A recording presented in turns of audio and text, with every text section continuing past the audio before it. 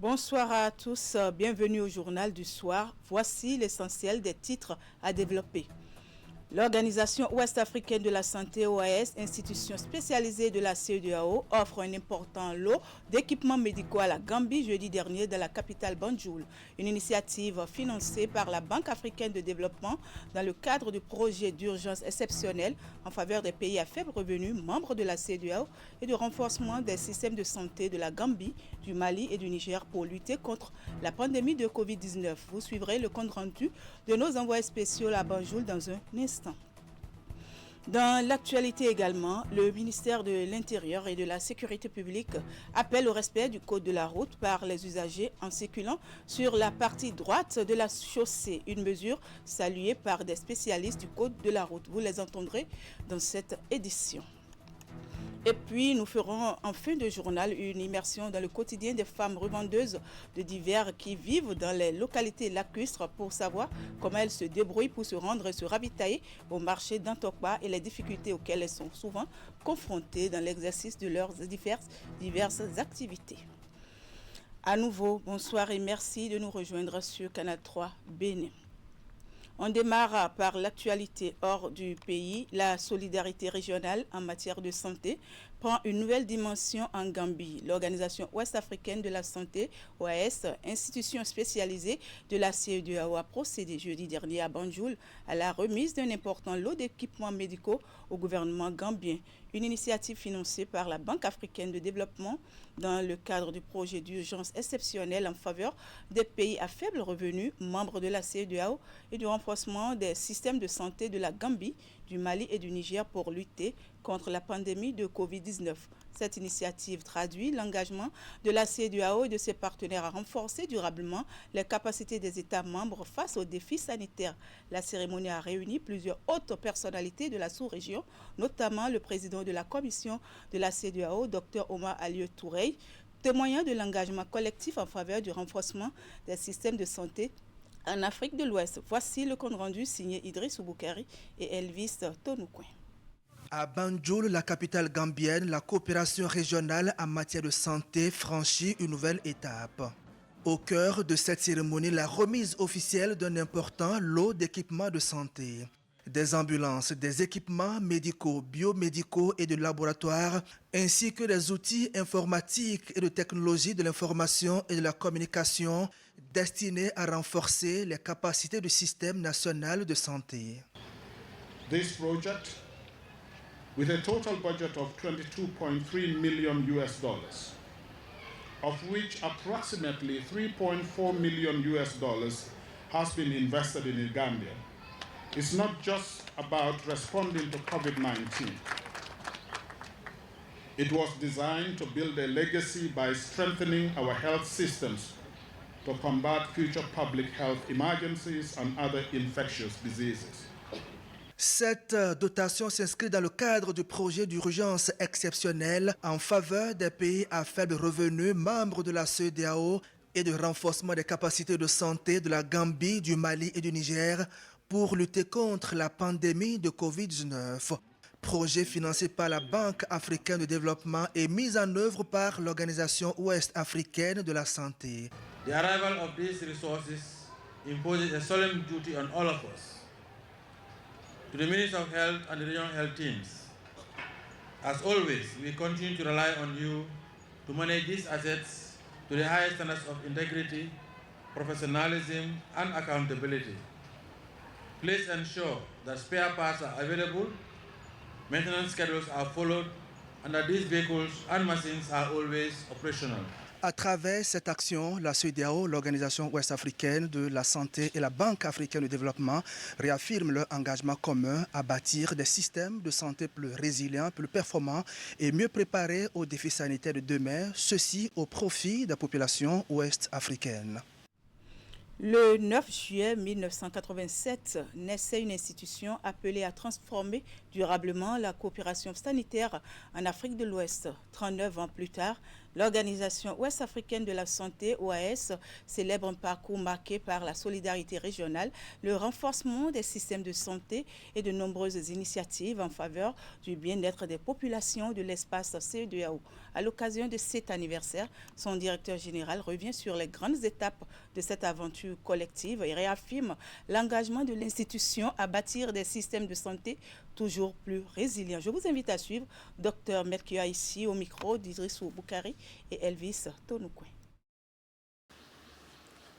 Aujourd'hui, l'Organisation ouest-africaine de la santé célèbre 39 années d'engagement au service de la santé et du bien-être des populations de notre espace communautaire.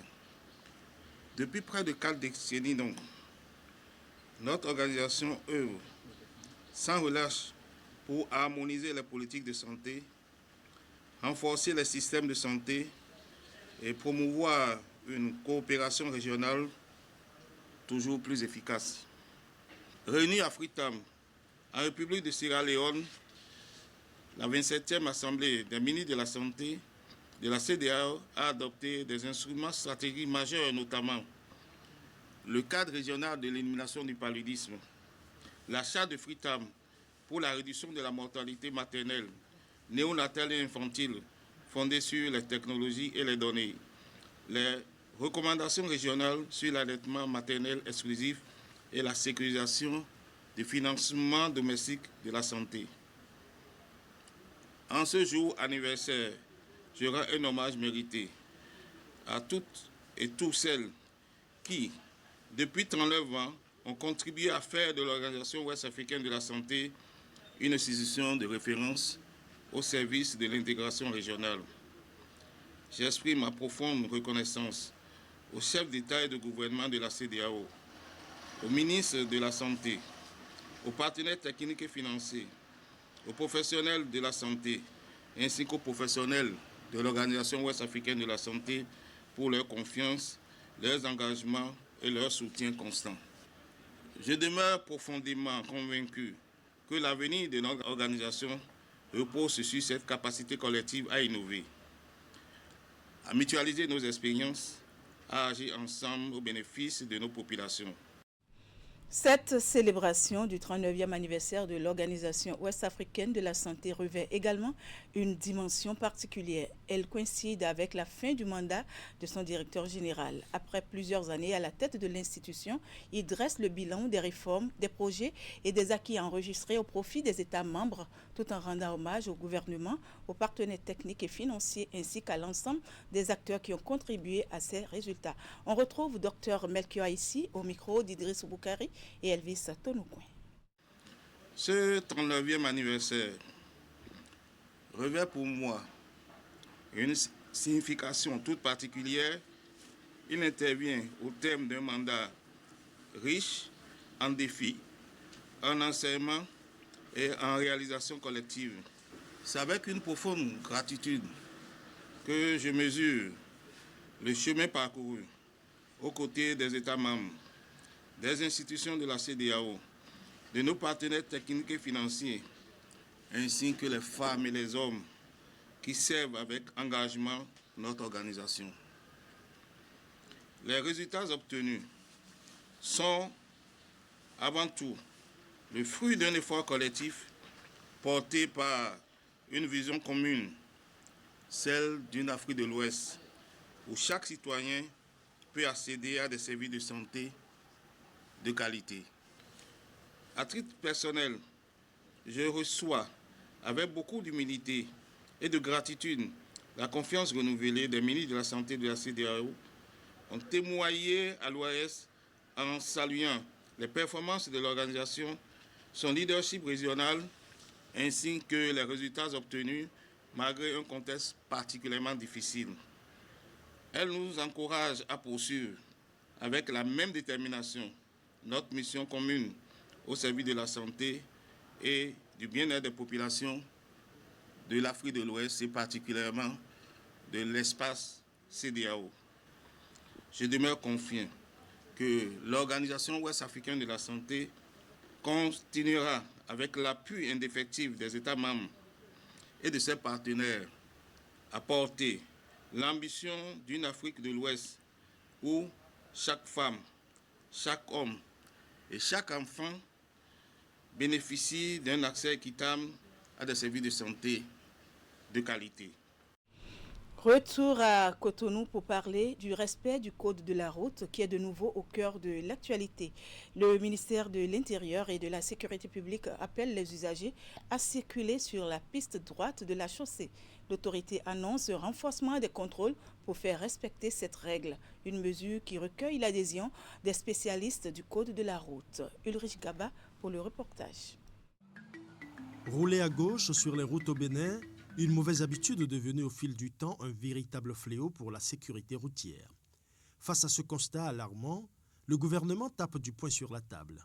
Dans un communiqué officiel publié le 10 juillet 2026, le ministre de l'Intérieur et de la Sécurité publique rappelle aux usagers de la route que, conformément à la réglementation, la circulation doit s'effectuer sur la droite de la chaussée, sauf en cas de dépassement, de contournement d'un obstacle, de changement de direction, d'imposition par la signalisation ou d'injonction des agents chargés de la police de la circulation. Une décision fortement saluée par les spécialistes du code routier, comme ce jeune promoteur d'auto-école. Respecter son couloir de circulation, mettre le casque et se mettre en sécurité, aller et revenir en toute sécurité pour d'abord sa propre sécurité et la sécurité des autres usagers de la circulation. Que cette mentalité de « il faut respecter les règles pour les autorités », on laisse cela tomber. On se dise que nous respectons les règles pour notre propre sécurité. Le communiqué officiel du gouvernement impose également le renforcement des contrôles de services de police sur toute l'étendue du territoire national pour sanctionner tout contrevenant. Immédiatement, dans cette même journée du 10 juillet, la police républicaine s'aligne sur les directives ministérielles à travers un message rendu public par le porte-parole de l'institution. Quand vous conduisez votre véhicule, doit toujours rester sur la partie droite de la route. Autrement dit, vous devez serrer votre droite pour permettre aux usagers désireux d'effectuer un dépassement de le faire aisément. Vous voyez, donc le véhicule bleu, par exemple, client qui veut dépasser le jaune, par la voie la plus à gauche, une société à double sens. Il est en infraction dans ce cas. C'est interdit. Il y a 3 voies, c'est la voie centrale uniquement qui est réservée. Donc au grand jamais, il ne doit pas dépasser la voiture jaune par la voie. Le temps change. Le civisme routier n'est plus une option, mais une obligation. Désormais, pour la sécurité de tous, un seul mot d'ordre, serré à droite. Et voici un quiz pour les populations. Sur le présent schéma, le véhicule bleu peut-il franchir la ligne au milieu pour se retrouver à l'extrême gauche de la chaussée? Réfléchissez-y. Autre registre de l'actualité, contrairement au délai contractuel de livraison, le nouvel hôtel de ville de Cotonou ne sera pas réceptionné avant le dernier trimestre de l'année 2027. C'est ce qui ressort de la visite effectuée ce vendredi par l'autorité municipale sur le site accueillant cet important projet de la mairie. Cette descente stratégique dont le but est de s'enquérir du niveau d'avancement du chantier a permis à Luc Nyakadia et sa suite de toucher du doigt les difficultés sources de retard des travaux et de donner des instructions en vue de leur résolution. Plus de précisions dans ce reportage de Hugues Vignibé et Jocelyn Barriga. La visite se déroule en 2 étapes. La première, une inspection de l'infrastructure en cours d'érection. L'opération est faite de courts échanges entre la délégation municipale, le maître d'ouvrage délégué, la CIRAT, et les représentants du maître d'œuvre et architecte Kofi et Diabaté sur des aspects techniques du projet. Elle a également consisté en une visite proprement dite de quelques compartiments de l'un des bâtiments du site. La seconde phase est une séance de travail pour débriefer.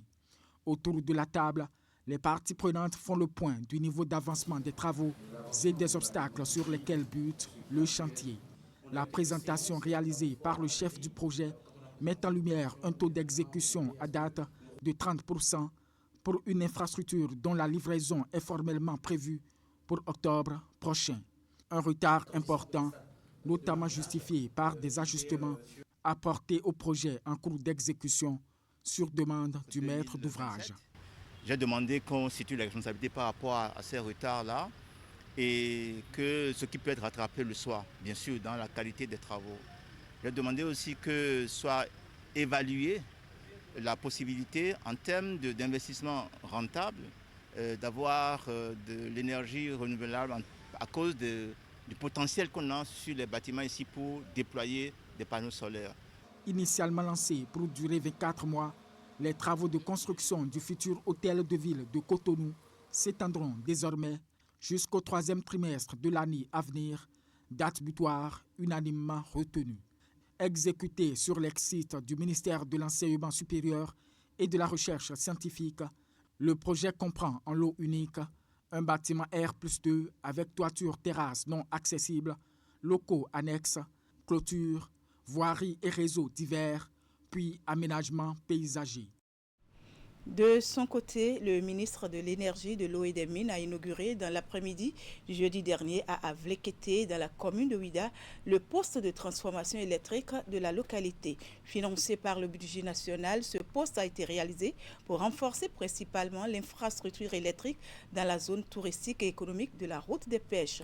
Virgile Rodéon nous présente ici les caractéristiques techniques de l'ouvrage sur des images de Moufid Sagoura. En présence du préfet de l'Atlantique, du maire de la ville de Ouida et de plusieurs autres autorités politico-administratives, le ministre de l'Énergie, de l'Eau et des Mines dévoile ce 9 juillet 2026 l'enseigne du poste de transformation électrique d'Avlekété. Ainsi réalisé, ce poste blindé est un élément important de la deuxième phase du projet d'alimentation en énergie électrique de la route des pêches. Un poste électrique de 66 kV de type GIS, équipement moderne, compact et plus fiable, destiné au renforcement du réseau électrique et des infrastructures énergétiques que le gouvernement développe dans les zones touristiques et économiques, celles se trouvant notamment le long de la route des pêches. Financé par le budget national à hauteur de 19,9 milliards de francs CFA, les travaux de ce projet prennent également en compte la construction d'une ligne souterraine entre Adunko et Avlekété, la construction d'un poste classique à Ouida et la prolongation de la ligne aérienne vers Gakpé.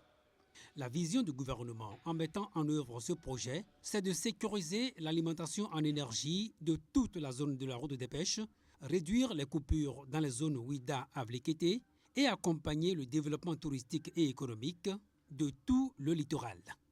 Édouard Daomé, le tout nouveau ministre de l'Énergie, de l'Eau et des Mines, fait ainsi sa première inauguration. Un pari gagné pour l'entreprise Vinci Énergie, à qui la réalisation de cette infrastructure de grande importance a été confiée par le gouvernement le 3 avril 2024 et qui livre un ouvrage de qualité dans un délai record. Un ouvrage équipé d'appareils de dernière génération qui assurera la disponibilité et la distribution qualitative de l'énergie à l'ensemble des ouvrages de la route des pêches en vue du développement industriel et touristique. Dans le reste de l'actualité, préalablement à la mise en exploitation du système intégré de gestion des ressources humaines et de la paye en abrégé SIG-RHP, le ministère du Budget et de la Fonction publique a lancé depuis le 16 juin dernier l'opération d'appurement des avancements des agents de l'État. L'opération vise à normaliser grâce au SIG-RHP la carrière des agents de l'État par la prise à leur profit des actes subséquents ainsi que la liquidation de l'incidence financière et relative. La plateforme installée dans l'enceinte du ministère a ouvert ses portes aux journalistes mercredi dernier pour leur permettre d'avoir une idée des tenants et aboutissants de la dite opération. Virgile Rodéon pour les détails. Relique Anago, chef service de la gestion des ressources humaines, du travail et des emplois du ministère des enseignements maternels et primaires, participe depuis quelques jours aux travaux de mise à jour des actes d'avancement des agents de l'État. Nous sommes là en tant que ministère sectoriel, venu pour l'appurement des situations administratives, c'est-à-dire la carrière des enseignants, ainsi que le personnel administratif au niveau du MAMPA. Sur la plateforme dédiée, Relique travaille en équipe avec des agents de plusieurs autres ministères sectoriels. L'opération intervient en prélude à la mise en exploitation du SIG-RHP, défini comme système intégré de gestion des ressources humaines et de la paix. La mise à jour de ces actes désormais va permettre à SIGRHP de prendre des pas sur des données solides qui favorisent réellement la digitalisation des services, de sorte que tout acte de carrière soit désormais pris numériquement sans que nous continuions à réserver de l'espace pour garder le stock physique de la documentation. Pour le moment, l'opération ne prend en compte que les actes d'avancement d'échelon et de grade. Elle cible 22 225 agents dans les ministères, aussi bien que dans les autres institutions de l'État. À l'étape actuelle, nous sommes autour de 17 000 situations administratives qui sont déjà initiées, traitées et validées en cours de visa et de signature par les autorités compétentes. Donc ces actes seront bientôt mis à jour par la cellule de gestion du fichier unique et de la programmation des effectifs et transmis à la direction générale du budget pour mandatement. La suite de l'apurement, c'est que les intéressés seront payés à l'indice réel. L'opération a démarré le 15 juin dernier et s'étend jusqu'au 17 juillet 2026. Intéressons-nous à présent à ce document. Comment se débrouillent les femmes revendeuses de divers qui vivent dans les localités lacustres par centaines? Ces femmes doivent quotidiennement se rendre au marché d'Antokpa pour se ravitailler. Et quelles sont les difficultés auxquelles elles sont souvent confrontées dans l'exercice de leurs diverses activités? Dans le reportage à suivre, Virgile Arodéon et Rachidi Souberou nous plongent dans le quotidien de ces femmes qu'ils ont par hasard croisées à Dantokpa au bord de la lagune. Suivez plutôt. Dans ces embarcations des femmes qui viennent pour la plupart de Veki et de Sochankwe, des villages semi-lacustres du sud-est du Bénin situés sur la rive nord du lac Nokwe, non loin de Canvier, à Soava, dans le département de l'Atlantique. D'autres quittent à Guégué, commune lacustre située dans la partie basse du fleuve Ouémé. Leur quotidien est rythmé par des navettes entre leurs villages respectifs et le marché d'Antokpa. Diane Mikaï, revendeuse de biscuits, vient juste de sortir de ce marché avec ses marchandises. Comme d'habitude, elle est venue se ravitailler et s'apprête déjà à embarquer. C'est depuis le village que nous prenons ces bacs pour le marché d'Antokpa et nous sommes nombreuses. Ces femmes viennent au marché d'Antokpa tous les jours sauf les dimanches. En dehors des biscuits, elles achètent des savons, de l'huile, du maïs, du riz, des balais, bref, un peu de tout. Nous nous débrouillons pour subvenir à nos besoins. Nous vendons des crevettes et c'est grâce à la lagune. Mais nous n'avons pas la paix avec les forces de l'ordre. Voilà que nos enfants sont à l'école. Le transport ne leur coûte pratiquement rien. Entre 600 et 800 francs CFA pour l'aller-retour. Mais parfois, elles peuvent payer jusqu'à 2000 francs CFA si elles ont beaucoup de bagages. Le transport par la lagune nous arrange. Prendre par Calavi nous reviendra trop cher car Cotonou est plus proche de nous. Mais la traversée de la lagune peut se révéler parfois périlleuse pour ces commerçantes, en l'occurrence par temps de grand vent ou de pluie. Des situations bien connues des conducteurs qui prennent souvent des dispositions de protection afin d'éviter le pire à leurs clientes. Face à ces difficultés, nous appelons nos collègues qui sont à la base au secours et ils viennent nous aider en prenant une partie des passagers. Ils disposent également des gilets de sauvetage et des grandes couvertures qu'ils utilisent pour les protéger contre la pluie.